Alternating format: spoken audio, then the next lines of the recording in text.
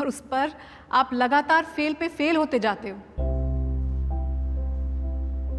तो हाँ, हर रोज लगता था कि गिव अप कर दूं, और शायद कर भी देती, एक्चुअली डेफिनेटली कर देती।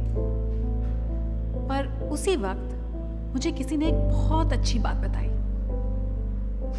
उस बात से मेरा एटीट्यूड 180 डिग्रीज फ्लिप कर गया। क्या आप वो बात सुनना चाहेंगे?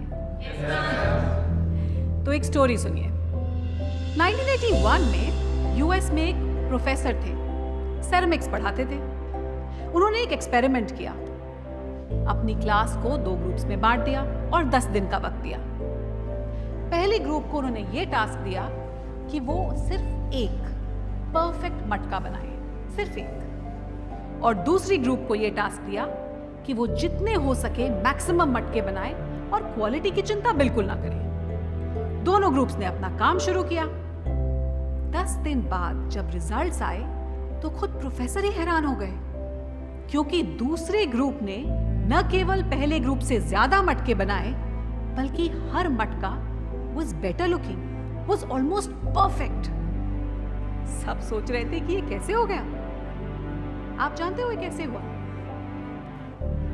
क्योंकि पहला ग्रुप जो है वो सिर्फ इसी बात को लेकर अटका रहा कि एक मटका बनाना है, इसको परफेक्ट कैसे बनाएं। तो उन्होंने सारा टाइम परफेक्शन में ही गुजार दिया, जबकि दूसरे ग्रुप ने एक बार कोशिश की और बहुत बुरे मटके बनाए, पर उन्होंने उसको इंप्रूव किया और दोबारा कोशिश करके फिर से मटके बनाए। वो फेल हुए पर इंप्रूव करते रहे, और ऐसे ही अपनी गलतियों से सीखते सीखते उन्होंने शानदार मटके बनाए। तो इसीलिए आप अपनी गलतियों से डरिए मत, भागिए मत। अपनी गलतियों से सीखिए, अपने फेलियर से सीखिए और आगे बढ़ते जाइए। But the point I want to make is, it is very important that you should learn from your failures. And it reminds me of one experiment, one Stanford, I think some in university, US university people have done. It's a ceramics teacher, and he has divided his class into 2 groups. For the first group, he has given the target of, I'll give you 10 days time. You make as many pots as possible. It doesn't matter what the quality is, you make as many pots as possible. And at the end of the day, at the end of 10 days, you will be evaluated by the number of pots that you make.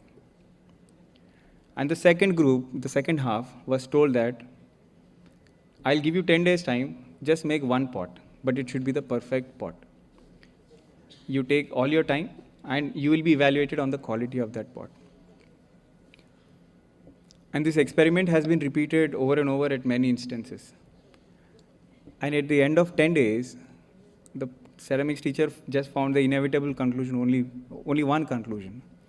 The result was that the first group made better looking and perfect pot compared to the second group. And he immediately understood why. Because the first group were busy making and failing and learning, they would understand and then keep improving. Whereas the second group was just thinking of making that perfect pot, and when they finally made it, it was not anywhere close to the first group.